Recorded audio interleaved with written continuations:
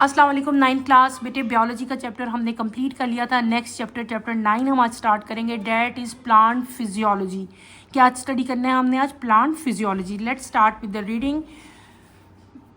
Plants exhibit remarkable efficiency in carrying out essential life process. This chapter will explore the world of plant physiology. We will study the mechanism that enable plant to nourish themselves, transport water and nutrients, exchange gases with the environment, and maintain a stable internal environment.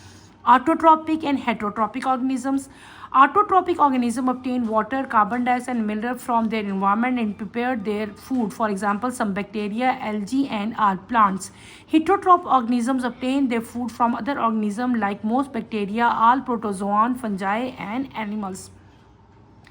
Next chapter जो आज हमने start करना है, that is plant physiology. बेटे हम क्या पढ़ेंगे? Plant physiology.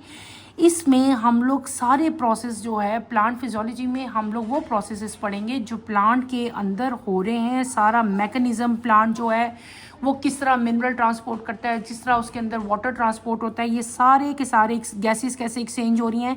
यानी कि एक प्लांट के अंदर इन शॉर्ट जितने भी रिएक्शंस हो रहे हैं, जितने भी प्रोसेसेस हो रहे हैं, उनको कम्प्लीटली हम लोग प्लांट फिजियोलॉजी में स्टडी करेंगे। ठीक है, सबसे पहले तो आपने ये पढ़ना है कि हमने ऑर्गेनिज्म को दो मेन क्लासेस में डिवाइड कर दिया on the basis of their mode of nutrition. Nutrition के मोड की बात हो रही है यहाँ पे।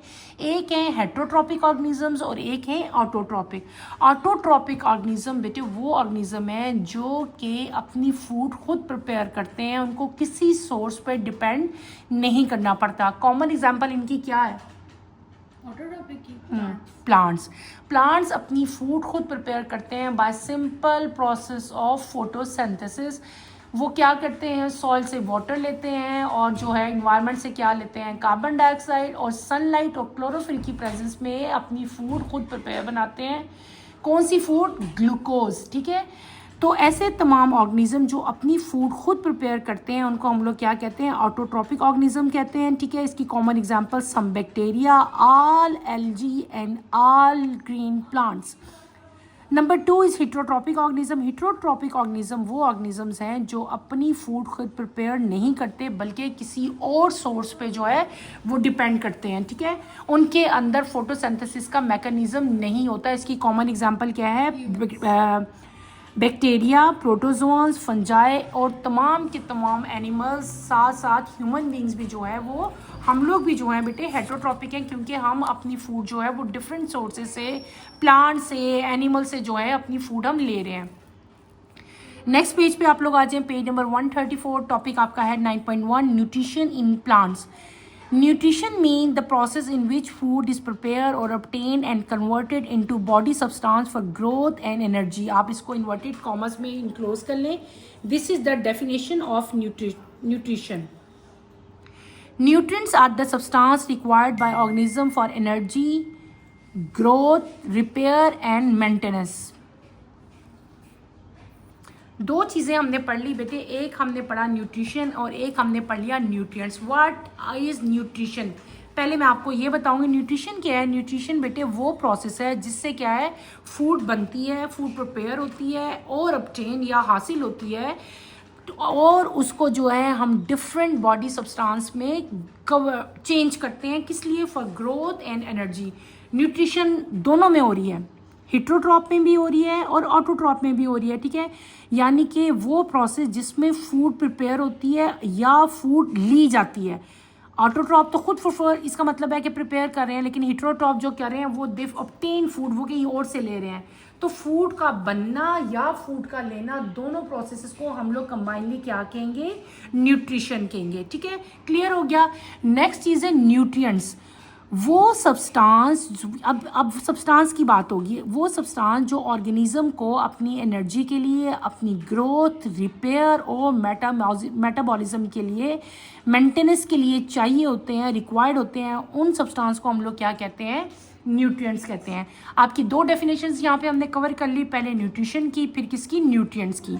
नेक्स्ट टॉपिक बेटे आपका आता है mineral nutrition in plants. We know that plants get their food from a process called photosynthesis. They use sunlight to turn carbon dioxide, water into sugar, but for the synthesis of biomolecule, they need other material from soil. Such materials are called mineral nutrient, इसको भी underline करें आप। They are special chemical element absorbed from soil and that are essential for the plant growth. The mineral which are required in large quantities are called macronutrient. For example, carbon, hydrogen, oxygen, phosphorus, potassium, nitrogen, sulfur, calcium, and magnesium. While the mineral which are required in lower quantities are called micronutrient. For example, iron, molybdenum, boron, copper, manganese, zinc, chlorine, and nickel. Following table describe the role of important macro and micronutrients in plants.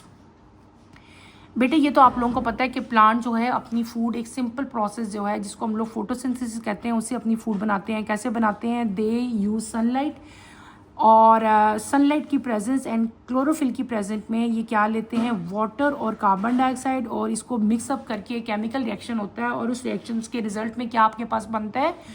Glucose या sugar, आप उसको कह सकते हैं C6H12O6, ठीक है। और यही प्लांट की फूड है। इस पूरे प्रोसेस को हम लोग क्या कहते हैं? फोटोसिंथेसिस कहते हैं। ये तो हमने सिंपल पढ़ लिया, लेकिन प्लांट को अपनी ग्रोथ के लिए इसके अलावा भी बेटे कुछ चाहिए होता है। वो चीज़ जो प्लांट को ग्लूकोज के अलावा भी रिक्वायर्ड होती है उसको हम लोग क्या कहते हैं? मिनरल न्यूट्रिएंट्स कहते हैं। इस मटेरियल को क्या कहेंगे? मेटल न्यूट्रिएंट्स कहेंगे। और ये न्यूट्रिएंट जो है प्लांट सॉइल से लेते हैं ज़्यादातर, और जहाँ पे कहीं पे अगर सॉइल में इन चीज़ की डेफिशिएंसी होती है तो फिर ये इनको एज ए फर्टिलाइज़र भी जो है प्रोवाइड किए जाते हैं। तो these are special chemical elements हैं जो कि प्लांट जो हैं वो सॉइल से एब्जॉर्ब करते हैं फॉर देयर ग्रोथ, और इनको क्या कहते हैं? इनको हम लोग कहते हैं मिनरल न्यूट्रिएंट्स। मैंने क्या कहा? Mineral nutrients are special material या special chemical elements absorb from soil, और ये प्लांट की ग्रोथ के लिए जो है असेंशियल होते हैं, ज़रूरी होते हैं। अगर इनकी डेफिशिएंसी हो तो प्लांट की ग्रोथ नहीं होती, और अगर सॉइल में इनकी डेफिशिएंसी हो तो उनको एक्सटर्नल सोर्सेज से जो है यानी कि फर्टिलाइज़र के तौर पे ये वाले मिनरल्स जो हैं वो दिए जाते हैं। इन मिनरल्स को हम लोग दो मेन कैटेगरीज में डिवाइड करते हैं, एक है मैक्रोन्यूट्रिएंट्स और एक कौन से आते हैं? Micro. Macro mean large, micro mean small. वो मिनरल्स जो कि प्लांट्स को लार्ज क्वांटिटीज़ में रिक्वायर्ड होते हैं अपनी ग्रोथ के लिए, उनको हम लोग कहते हैं मैक्रोन्यूट्रिएंट्स। और वो न्यूट्रिएंट जो प्लांट को अपनी ग्रोथ के लिए लोअर क्वांटिटीज़ में चाहिए होते हैं, कम मिकदार में चाहिए होते हैं, उनको हम लोग कहते हैं माइक्रो। मैक्रो की कॉमन एग्जांपल है carbon, hydrogen, oxygen, phosphorus, potassium, nitrogen, sulphur, calcium and magnesium. आपकी बुक में लिखी हुई हैं, यहीं से आपने कर लेनी है। फिर आए थे माइक्रो। माइक्रो क्या थे? माइक्रो जो है बेटे ये वो मिनरल्स से जो प्लांट को लोअर क्वांटिटी में चाहिए होते हैं अपनी ग्रोथ के लिए। इनकी कॉमन एग्जांपल कौन सी थी? आयरन, बोरोन, जिंक, क्लोरीन, निकल, ये इनकी कॉमन एग्जांपल्स थी। नेक्स्ट आपकी बुक में टेबल बना हुआ है जिसमें आपको जो है ना मैक्रो न्यूट्रिएंट्स और माइक्रो न्यूट्रिएंट्स दिए हुए हैं और इनके रोल बताए हुए हैं। ये हम यहीं से एज इट इज़ करेंगे। पहला मैक्रो न्यूट्रिएंट है carbon, major component of biomolecules. Carbon सबसे बड़ा और मेजर कंपोनेंट है, और ये कंपोनेंट है किसका? तमाम के तमाम बायोमॉलिक्यूल्स का। नेक्स्ट आपका आता है हाइड्रोजन। हाइड्रोजन भी जो है ये भी बायोमॉलिक्यूल्स का मेजर कंपाउंड है। नेक्स्ट आपके पास आता है ऑक्सीजन। ऑक्सीजन आपको पता है मेजर कंपोनेंट है बायोमॉलिक्यूल्स का और सेलुलर रिस्पायरेशन के लिए रिक्वायर्ड। आपको पता है ना एरोबिक रिस्पायरेशन हम पढ़ के आए थे, विदाउट ऑक्सीजन जो है वो रिस्पायरेशन नहीं होती। फिर आपके पास आता है फास्फोरस। फास्फोरस जो है ये कंपोनेंट है किसका? एटीपी का। एटीपी क्या है? बिग सोर्स ऑफ एनर्जी है। इसके अलावा कोएंजाइम्स और का भी ये पार्ट है। सीड की जो जर्मिनेशन क्या है? सीड से न्यू प्लांट जो बनता है बेटे उस प्रोसेस को हम जर्मिनेशन कहते हैं। इसके अलावा फोटोसिंथेसिस में भी फास्फोरस जो है रिक्वायर्ड होता है। नेक्स्ट आपका आता है potassium. Potassium regulate the opening and closing of stomata. आपने स्टार्ट में हमने सेकेंड या थर्ड चैप्टर में स्टोमेटा पढ़े थे बेटे। स्टोमेटा की जो ओपनिंग और क्लोजिंग है वो भी फास्फोरस से जो है उसको भी पोटाशियम जो है वो उसके लिए रिक्वायर्ड है। किसके लिए? Opening and closing of stomata को रेगुलेट कर रहा है, कब ओपन होगा कब जो है वो क्लोज होगा। नेक्स्ट आपका आता है nitrogen. It is a component of protein, chlorophyll and enzyme. Protein का स्ट्रक्चर भी हमने डिटेल से पढ़ा था। क्लोरोफिल और एंजाइम के जो स्ट्रक्चर्स हैं जो उसके कंपोनेंट हैं उसमें नाइट्रोजन जो है वो प्रेजेंट होती है। नेक्स्ट आता है sulphur, component of protein, vitamin and enzymes. यानी कि प्रोटीन, विटामिन और एंजाइम की जो मेकिंग है उसमें सल्फर प्रेजेंट होता है। नेक्स्ट आता है calcium. Calcium activate enzyme is a structural component of cell wall, influences cell movement, water movement in cells. Calcium जो है बेटे ये सेल वॉल की जो हमने सारा उसका स्ट्रक्चर पढ़ा था ना, उसके स्ट्रक्चरल कंपोनेंट है किसका, सेल वॉल का। इसका मतलब ये हुआ कि कैल्शियम जो है वो सिर्फ प्लांट की सेल वॉल में, क्योंकि उस एनिमल में तो सेल वॉल एब्सेंट होती है, इसके अलावा जो सेल के अंदर वाटर की मूवमेंट होती है उसको भी कैल्शियम जो है वो रेगुलेट कर रहा होता है। नेक्स्ट आपका आता है magnesium. Magnesium is a component of chlorophyll, activate many enzyme. Magnesium का मेन रोल क्या है कि ये कंपोनेंट है किसका, क्लोरोफिल का। नेक्स्ट क्या है कि जो एंजाइम की एक्टिविटी है उसको भी एक्टिवेट करता है, इंक्रीज करता है, कौन, मैग्नीशियम।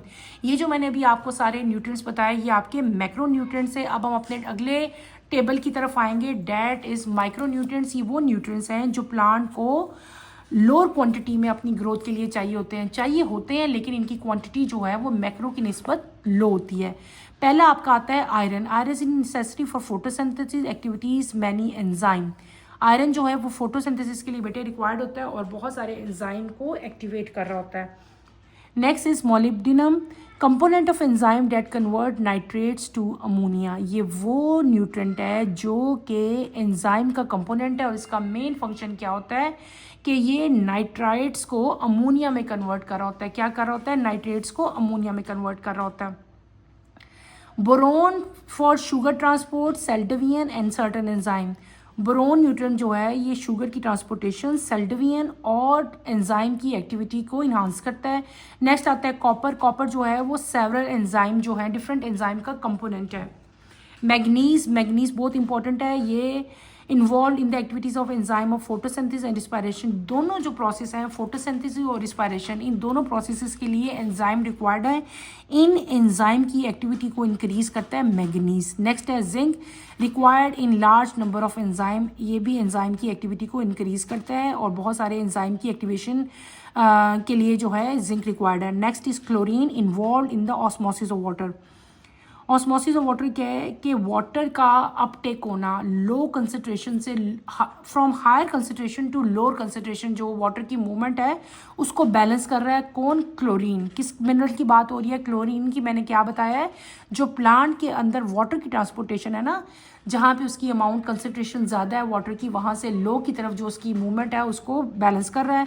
नेक्स्ट आपके पास आता है निकल। निकल जो है वो नाइट्रोजन मेटाबॉलिज्म, यानी कि जहाँ भी नाइट्रोजन की मेटाबॉलिज्म या ऑक्सीडेशन होती है वहाँ पे निकल की रिक्वायरमेंट होती है। ये दोनों टेबल थे आपके, इसमें हमने क्या पढ़ लिए, डिफरेंट टाइप के जो न्यूट्रिएंट्स हैं, एक मैक्रो थे एक माइक्रो थे, इन दोनों के हमने रोल्स पढ़े। ये आपने अच्छी तरह करने हैं। ये बेटे रोल्स जो हैं ये आपके शॉर्ट क्वेश्चन आंसर्स में आते हैं और आपके एमसीक्यूज में आते हैं, इसलिए आपको हर मिनरल का रोल जो है वो पता होना चाहिए और ये भी पता होना चाहिए कि इनमें से मैक्रो कौन सा था और माइक्रो कौन सा था। आज के टॉपिक में हम इतना ही पढ़ेंगे। यहाँ पे हमने क्या चीज़ आज स्टडी कर ली, हमने पढ़ा पहले आपके पास ऑटोट्रॉप, देन हमने हेटरोट्रॉप पढ़े, उसके बाद मैंने आपको न्यूट्रिशन और न्यूट्रिएंट जो है इन दोनों की डेफिनेशन बताई। फिर हमने क्या पढ़ा था कि प्लांट को अपनी फूड जो है जो शुगर की फॉर्म में बनती थी, ग्लूकोज बनता था, इसके अलावा भी अपनी ग्रोथ के लिए कुछ असेंशियल चीज़ें चाहिए। वो असेंशियल सब्सटेंस को हम लोग क्या कहते थे, मिनरल्स न्यूट्रिएंट कहते थे। मिनरल न्यूट्रिएंट दो तरह के थे, एक थे मैक्रो और एक थे माइक्रो। मैक्रो और माइक्रो न्यूट्रिएंट जो है मैंने आपको वो भी डिटेल से बेटे पढ़ा दिए। मम्मी सिर्फ प्लांट्स को चाहिए होते हैं? नहीं, अभी इधर आपने बुक में हम प्लांट फिजियोलॉजी पढ़ रहे हैं ना, इसलिए हमने प्लांट्स के बारे में, ये चैप्टर है तो हमने प्लांट्स के बारे में पढ़ा है, लेकिन जो एनिमल सेल हैं उनको भी अपनी ग्रोथ के लिए जो है वो ये न्यूट्रिएंट्स रिक्वायर्ड होते हैं। नेक्स्ट टॉपिक आपका है role of nitrogen and magnesium. ये इंशाल्लाह हम अपने कमिंग लेक्चर में पढ़ेंगे। कमिंग लेक्चर की नोटिफिकेशन के लिए आप चैनल को शेयर करें, सब्सक्राइब करें और लाइक करें और इस टॉपिक को आपने अच्छी तरह से कवर करना है, लर्न करना है। अल्लाह हाफिज़ 9th क्लास।